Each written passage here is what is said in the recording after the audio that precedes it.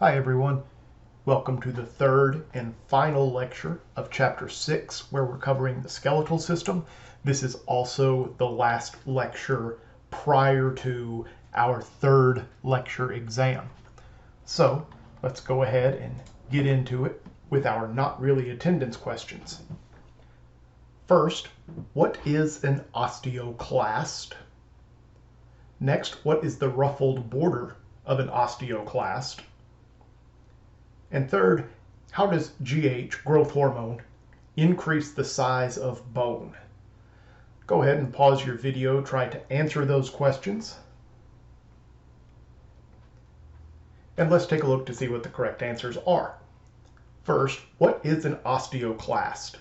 Remember, clast, C-L-A-S-T, means to break down, or I remembered it as crush. So osteoclasts are a type of bone cell responsible for breaking bone down, or bone resorption, we will learn about today. Next, what is the ruffled border of an osteoclast? This is the side or the face of the osteoclast that has kind of a folded back and forth appearance. It's got lots of microvilli to increase the surface area. This is the side that all of the enzymes responsible for breaking bone down are released from. And third, how does growth hormone increase the size of bone?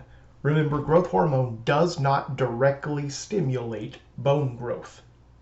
Instead, what it does is it stimulates the growth rate of cartilage and the conversion of cartilage into bone.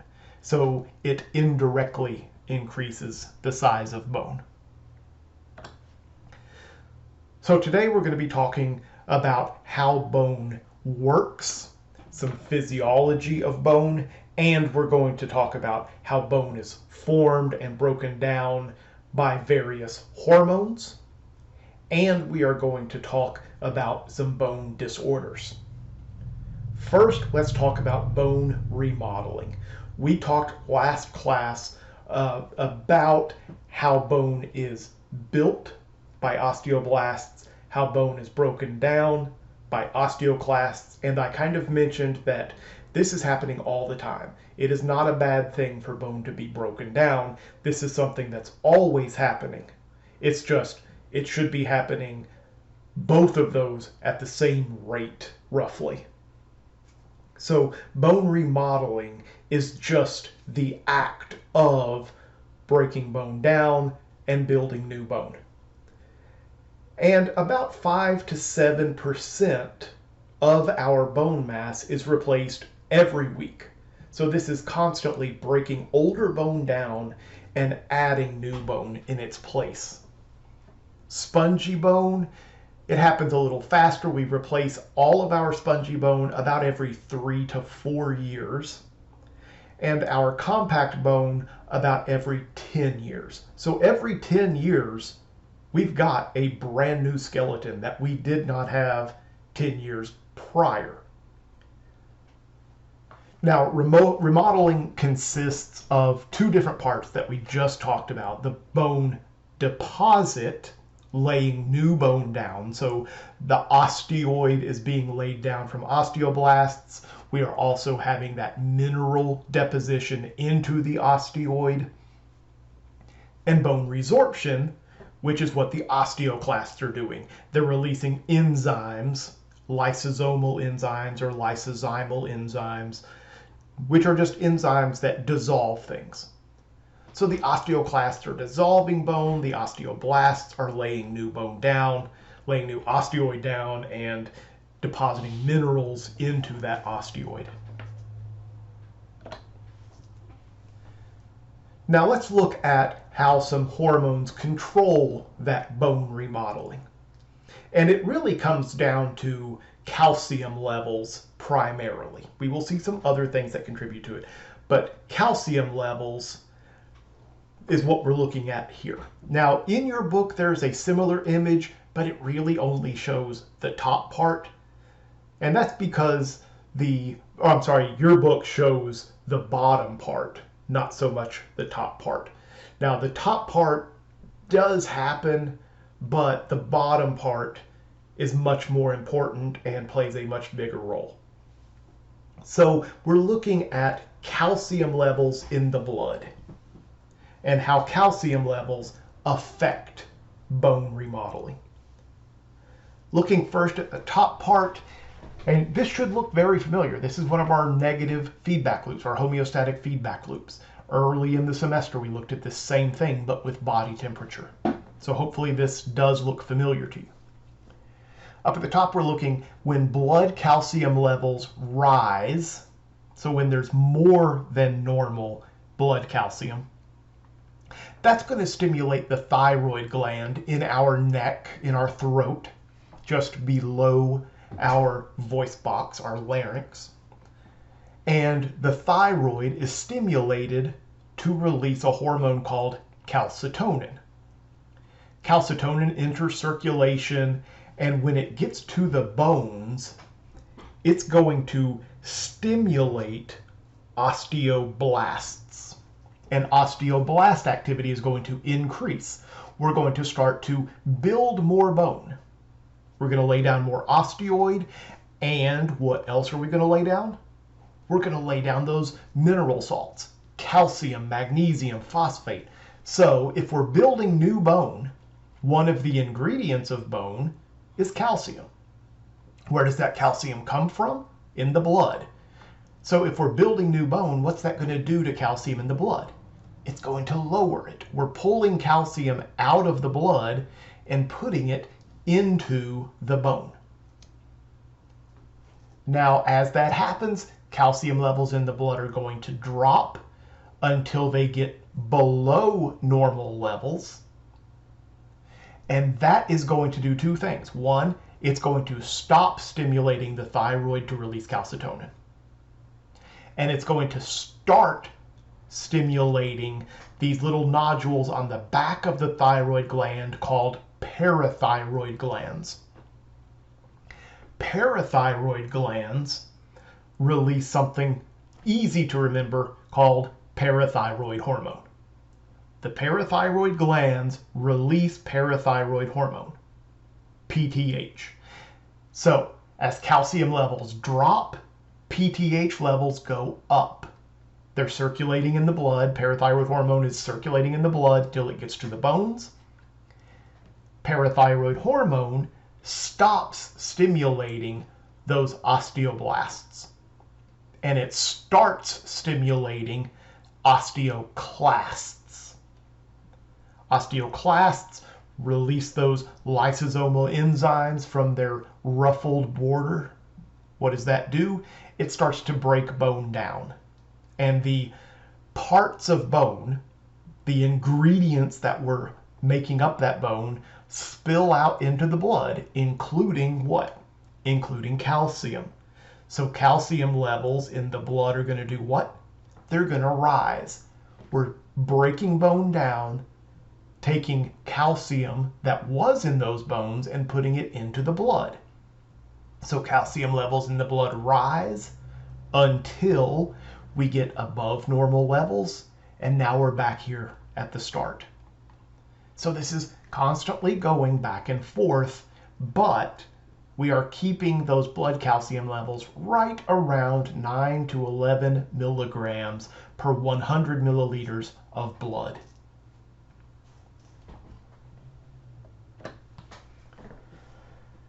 We also alluded last class to the effects of stress, mechanical stress, pressure on bones, and how does that stimulate bone density, bone growth. And really that's summed up by something called Wolff's Law.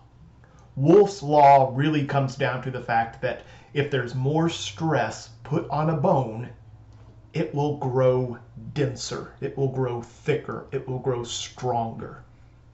So like we said, if there's someone who is a weightlifter, they're going to have very strong bones.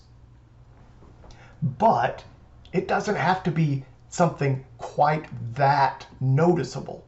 If you are right-handed, the bones in your right arm are going to be a little bit denser than the bones in your left arm, just because you are using it more. This also explains why someone who is bedridden, someone who's always in bed either because they can't get out of bed or just someone who's rather lazy, someone who does not do a lot of activity, well, their bones are going to atrophy. Their bones are going to get very weak. I talked last class about if you see someone on a TV show who's been in a coma for a while and they stand up, well, one, their muscles are going to atrophy, so that wouldn't support them. And two, their bones will have atrophied, so they will very likely shatter underneath them. That is very unrealistic for someone to wake up from a coma that long and just get up and as though nothing has happened to them. That does not happen. Okay, now we're changing to bone fractures or broken bones. Now, when we talk about broken bones, we can classify them different ways. We can talk about the position of the bone in. Sometimes you will hear a bone called, or a break called a non-displaced fracture or a displaced fracture. This is talking about what are the position of the ends of the bone. Over here on the left, my awesome artwork is showing a non-displaced fracture. The bone is broken, but we can see the ends are still where they need to be. They're lined up with each other. Over here on the right, we see a displaced fracture. The bone ends are no longer lined up with each other. We could talk about the completeness of the break. A complete fracture versus an incomplete fracture tells us how much of the bone is broken. If the fracture goes all the way across the entire bone, it's called a complete fracture. If the fracture only goes across a portion of the bone, it is called an incomplete fracture. And lastly, penetration. Is it breaking through the skin like we see over here? I did not draw this. This is a photograph, obviously. So an open fracture means that part of the bone is sticking through the skin. A closed fracture, it is not sticking through the skin. So using this gory image that we have here, what are the three ways that we could classify this break?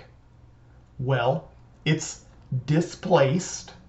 Obviously, this bone is no longer lined up with the bone that it should be. It is a complete fracture. It has to be because this bone has completely moved away from the rest of the bone. And it's an open fracture because we can see the bone sticking through the skin.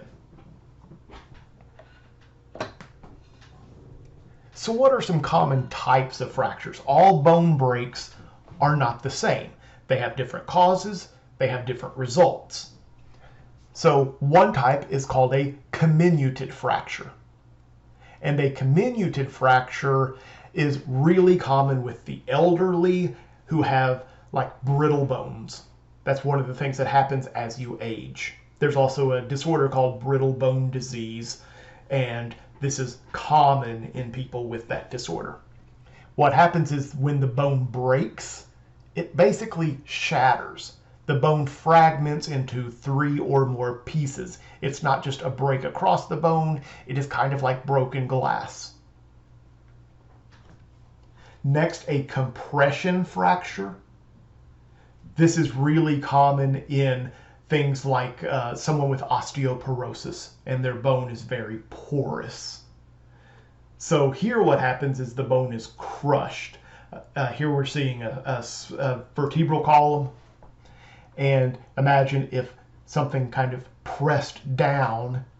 Well, we can see here the vertebrae was crushed. Another type is a spiral fracture. This is very common in sports injuries, especially running sports. If you were to plant your foot and kind of pivot, that torsion, that twisting force can break the bone in a spiral fracture. So what happens is we get, instead of just a straight across break, the break kind of comes at an angle because of that twisting motion. An epiphyseal break, here this is what it sounds like. It's a break at the epiphyseal plate, or the epiphysis and diaphysis. So where they are connected, there's still a little bit of cartilage there at that line. So that's weaker at that area, and that's where the break occurs. A depressed fracture, pretty much what happens to the skull, because the skull is hollow. It's very strong, but it is hollow. So if something falls and hits someone on the skull, it's going to press part of that skull in. That causes a depressed fracture. And lastly, this one I think is very sad. It's called a green stick fracture. We see this usually in young children, because young children, their bone is still mostly cartilage, and as it starts to be calcified, as it starts to become bone, there are going to be stronger areas and weaker areas.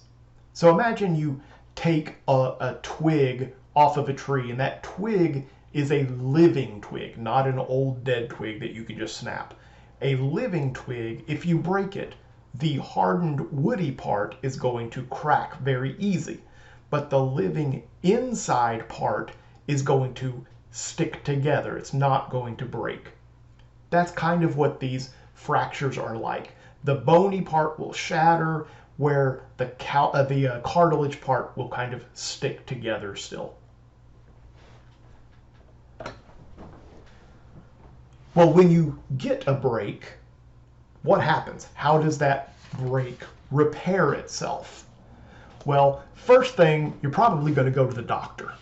And the doctor is going to have to set the bone in most instances. Not always, but in most instances, he's going to have to set the bone, or she's going to have to set the bone. And that is called reduction. And there's two big types of reduction. There's something called a closed reduction, and this is just where the doctor uses their hands and manually moves the bone back into place. And then the bone will heal eventually. The other option is an open reduction.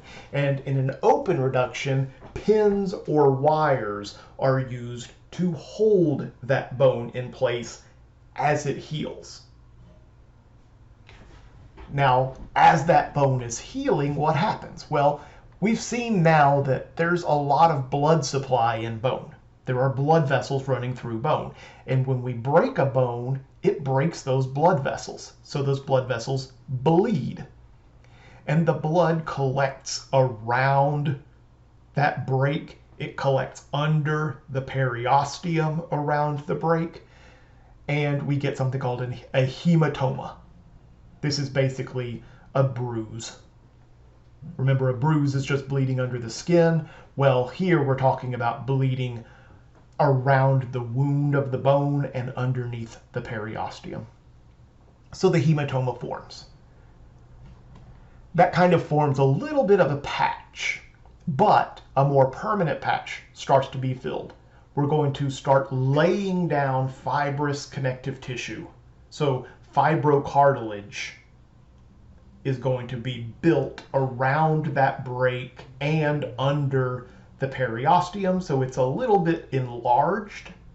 This is called the fibrocartilaginous callus. Just like a callus on your finger, well, here we have a callus on the bone.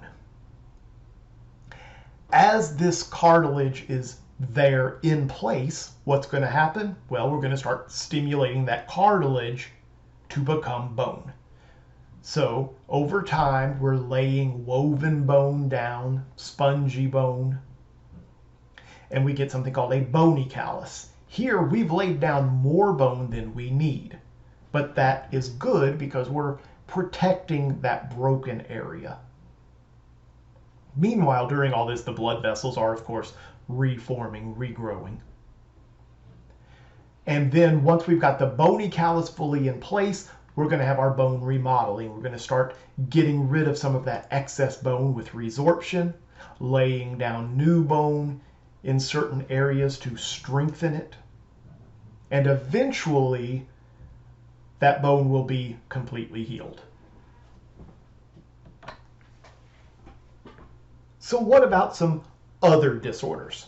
Well, osteomalacia and rickets, they're the same thing. Osteomalacia and rickets are the same thing. It's just age.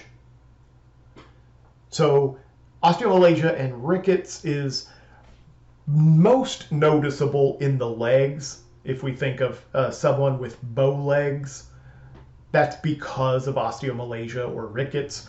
And that's when the bones are not really strong enough. There's not enough calcium in the bones to make them strong, and the weight starts to cause the legs to bow outwards.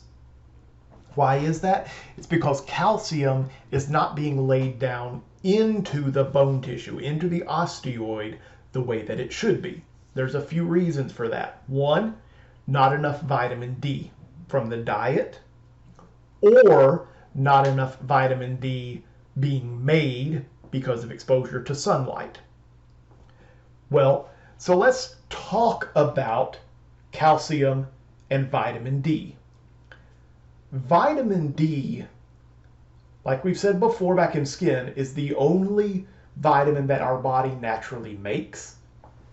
It moves cholesterol into the skin where it's struck by ultraviolet radiation, and then it becomes an inactive form of vitamin D. That inactive vitamin D is then moved to the kidneys, and parathyroid hormone tells the kidneys to activate that vitamin D. Now the vitamin D is fully active vitamin D. What's the importance of vitamin D? Well, vitamin D tells our small intestines to absorb calcium from our diet. Without vitamin D, we eat calcium and it passes straight through without ever being absorbed. So vitamin D increases our blood calcium by allowing our small intestines to absorb it from the food that we eat. Now, think about milk. When you go to the store and you buy milk, you will see vitamin D milk or vitamin D fortified. Have you ever wondered why they put vitamin D in milk? Well, when we drink milk, most of us think, I'm getting calcium from this milk. And you are. But what if you don't have enough vitamin D in your body? You're probably not going to absorb that calcium. The people that market milk put vitamin D in it to ensure that you are going to absorb the calcium and benefit from drinking that milk.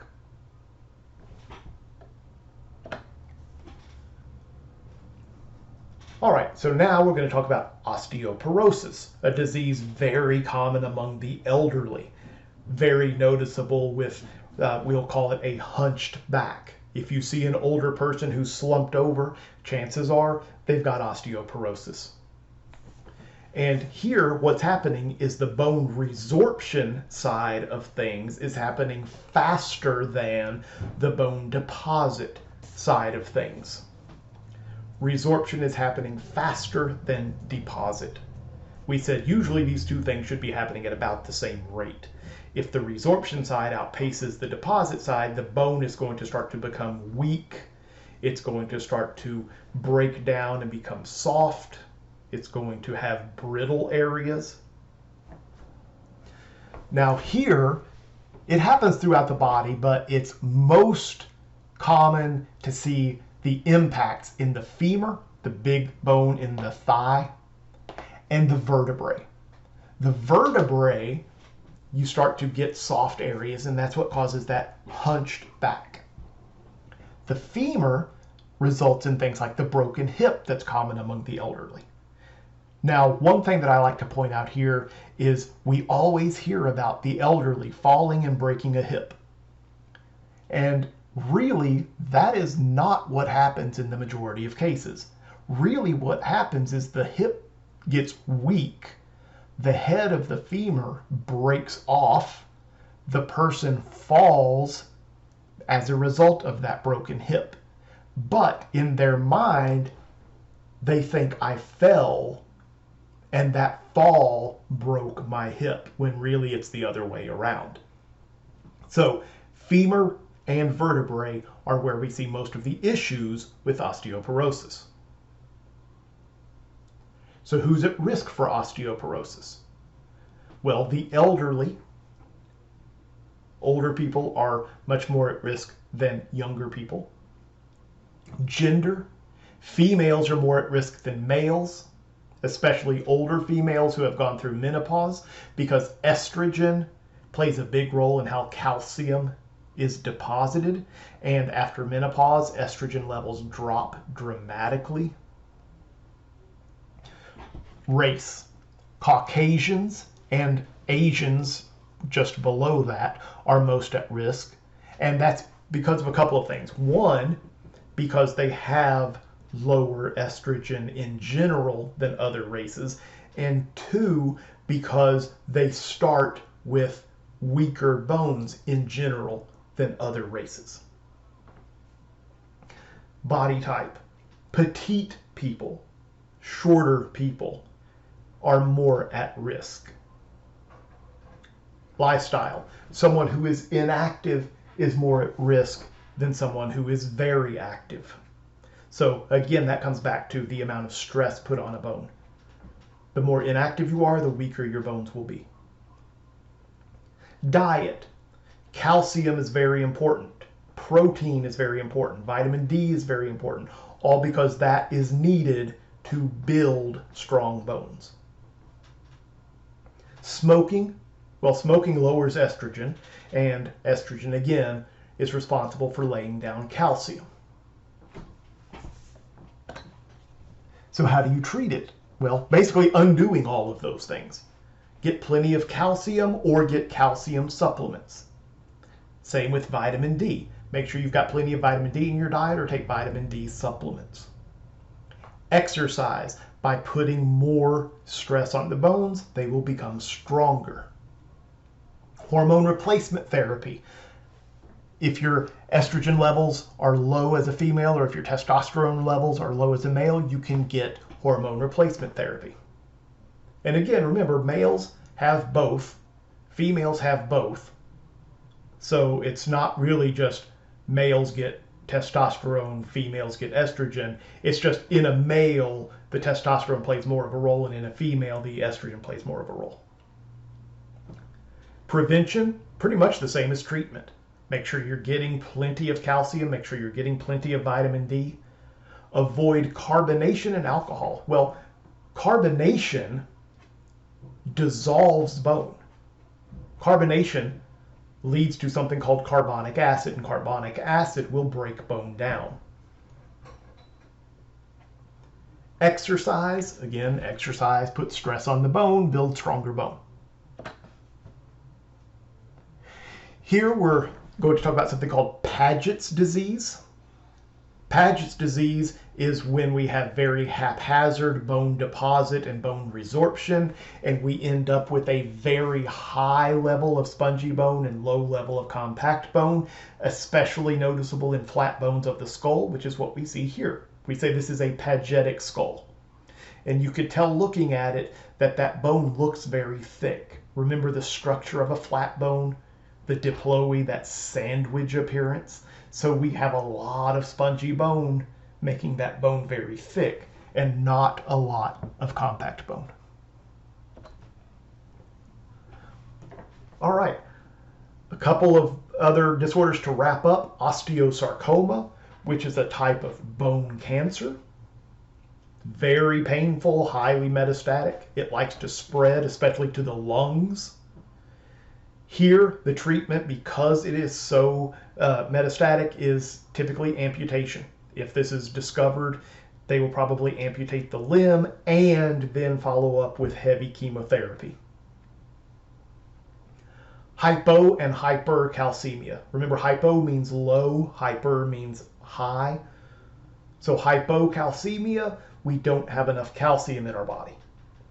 This causes things like hyperexcitability of the nerves and muscles. We get things like spasms, convulsions. And that's because calcium, we're going to see in the next few chapters that calcium is very responsible for how nerves and muscles work. So things like muscle disorders and bone disorders are going to all kind of come together at the same time. Hypercalcemia, you get things like non-responsiveness, inability to move. Our nerves and muscles are not working as well.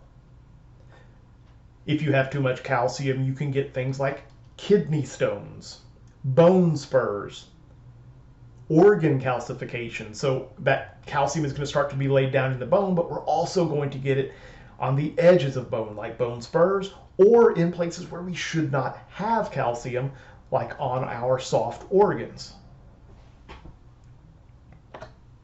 All right, that brings us to the end of this chapter. It also brings us to the end of this unit. So we're going to have our Unit 3 lecture exam coming up, which will focus primarily on the skin and bones, and remember, joints, especially movements of joints.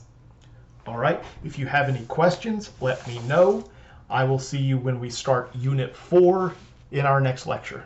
All right, take care.